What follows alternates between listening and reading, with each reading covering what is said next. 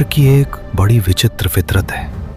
ये तब सबसे विकराल हो जाता है जब इसे विश्वास हो जाए कि इसे कोई रोक नहीं सकता। हर पौराणिक युद्ध की शुरुआत ठीक ऐसे ही होती है। बुराई अचानक नहीं उभरती, वो धीरे धीरे बढ़ती है, हमारे डर से पोषण लेकर।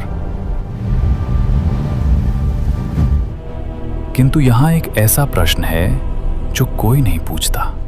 आखिर क्या होता है जब डर का सामना ईश्वर से होता है? जब श्रद्धा नहीं, प्रार्थना नहीं, बल्कि स्वयं भय उनसे मिलता है। पौराणिक कथाएं हमें इसका उत्तर देती हैं, और ये वो उत्तर नहीं जिसकी लोग अपेक्षा करते हैं।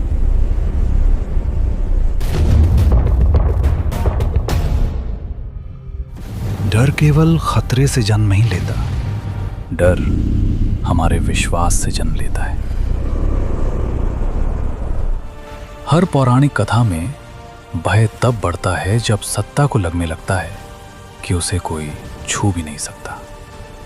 हिरण्यकशिपु को विश्वास था कि उसने मृत्यु को हरा दिया है। रावण मानता था कि कोई भी शक्ति उसे चुनौती नहीं दे सकती। कंस को भ्रम था कि नियति को मुट्ठी में किया जा सकता है। डर शुरुआत में शोर नहीं मचाता, वो फुसफुसाता है।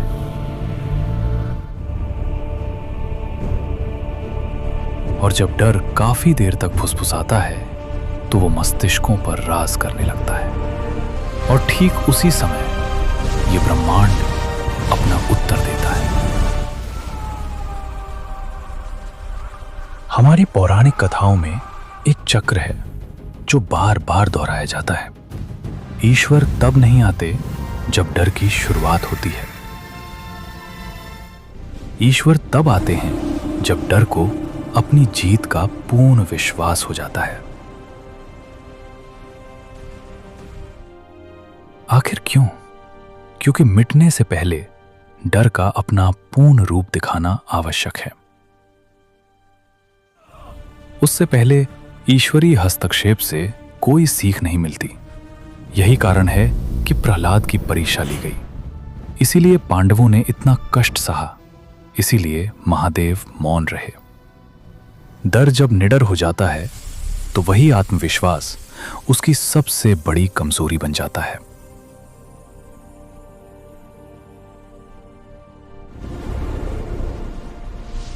जब ईश्वर अंततः भय के सामने आते हैं तो वो किसी जाने पहचाने रूप में नहीं आते, क्योंकि डर पुराने तौर तरीकों को पढ़ लेता है। इसलिए दिव्यता उन नियमों को तोड़ देती है। भगवान नरसिंह न मनुष्य थे, न पशु, न दिन था न रात, न वो घर के भीतर थे न बाहर। डर को केवल बल से नहीं हराया गया, उसे हराया गया एक ऐसी बुद्धिमत्ता से जो डर की समझ से परे थी।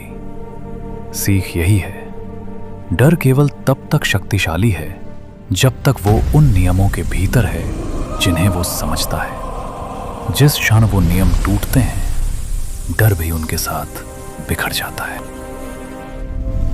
लोग अक्सर ये पूछते हैं, आखिर उन क्षणों में ईश्वर इतना भयानक क्यों दिखता है? क्योंकि डर करुणा की भाषा नहीं समझ सकता। डर की नजरों में सुरक्षा भी हिंसा लगती है। डर के लिए सत्य भी विनाशकारी होता है। भगवान नरसिंह क्रोध में नहीं थे, वो तो बस सटीक थे।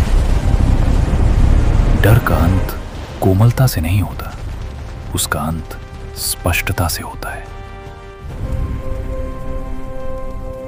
यह कथा प्राचीन नहीं है, यह तुम्हारे भीतर घट रही है। असफलता का डर, बोलने का डर, बदलाव का डर, नियंत्रण खोने का डर।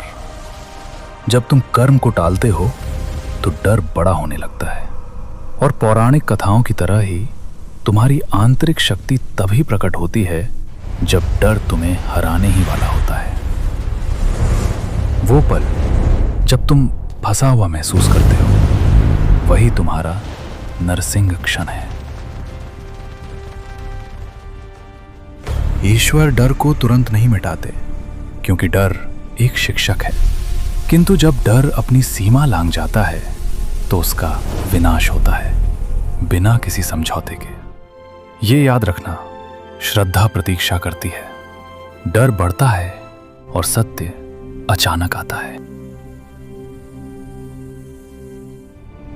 डर को विश्वास होता है कि इस संसार पर उसका राज है, जब तक कि वो किसी ऐसी चीज से नहीं टकराता जिसकी वो भविष्यवाणी नहीं कर सकता।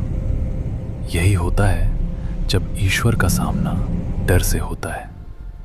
ना कोई हाहाकार, ना कोई दया, केवल स्पष्टता। और जीत हमेशा स्पष्टता की ही होती है।